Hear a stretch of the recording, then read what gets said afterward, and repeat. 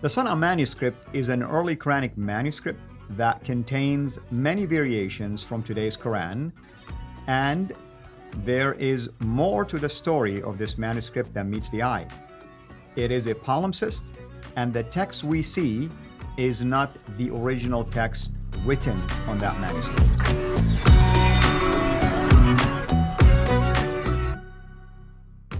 Today we're going to highlight yet another damaging early Quranic manuscript known as the Sana manuscript or Sana palimpsest. And with me here, of course, to discuss that is Dr. J. Smith. Dr. J.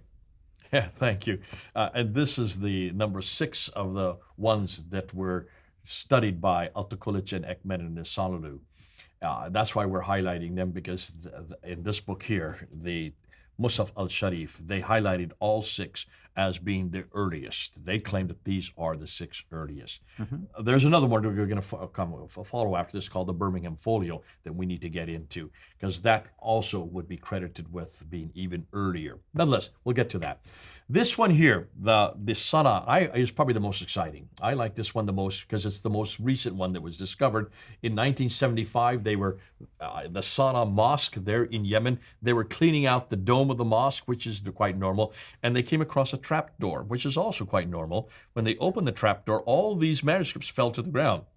Now, that's not surprising. When manuscripts start to get worn out from usage, people using them, they don't burn them, they don't destroy them, they actually just hide them up in domes of mosques, which is quite normal, and then they forget them. In this case, they have forgotten about these. But what was surprising is when they started collecting them, looking at them, they could not read them because a number of these manuscripts didn't have any dots or vowels, right, proving that they were very early. Since they couldn't read them, they asked permission from the Germans. Now, the Germans are the only ones in the world who can read them. Germans being Germans, they always are great linguists. And they asked 3 German scholars from Saarland University in Saarbrücken, which is Western Germany, to fly down. Dr. Bothmer, Dr. Ohling, and particularly Dr. Gerd Puyn, who is considered to be one of the leading scholars in this whole area. They all flew down in 1981 to look at this manuscript.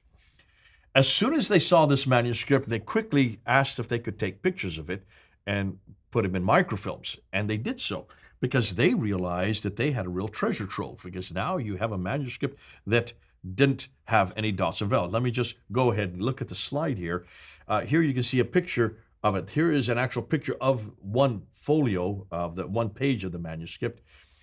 This is the pictures that they took over here. So these are nothing more than facsimiles, okay? Don't get upset. They're not touching or making marks on the real manuscript. These are their pictures. What was interesting is some of the scholars there, the Yemeni scholars, were listening to what they were saying, and they realized that these Germans were actually quite excited because they were seeing lots of variants.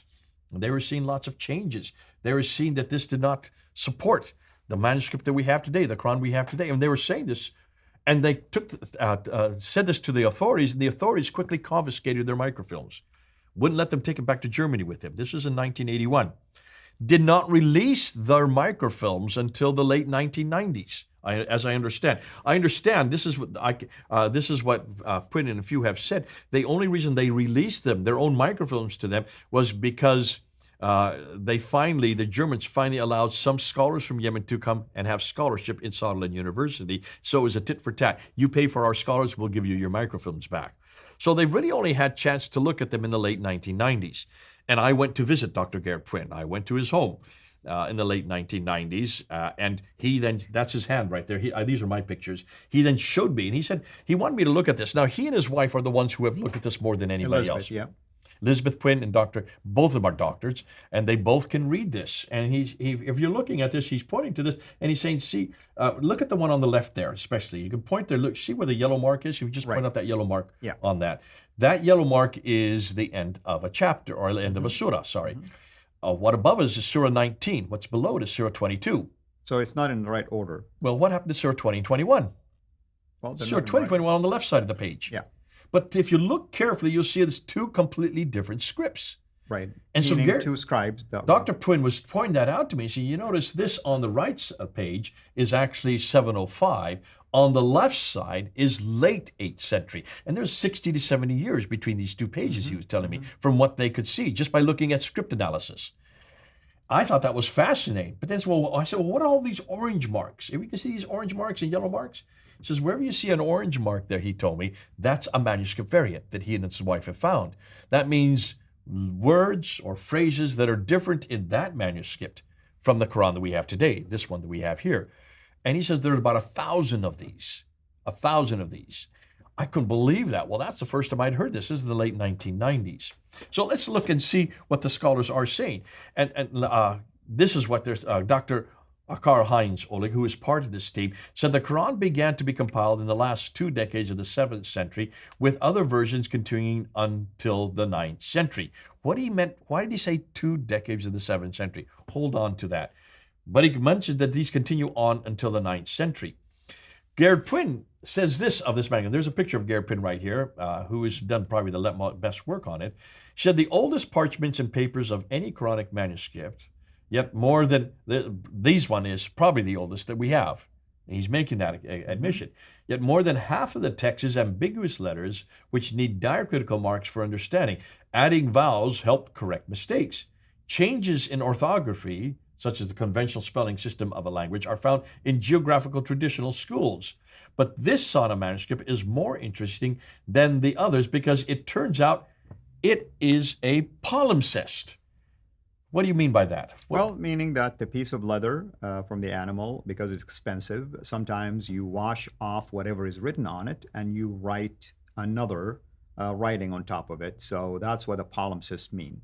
We're going to look at that. That's going to be our next episode. We're going to actually unpack what you just said. So people, they write on an animal skin.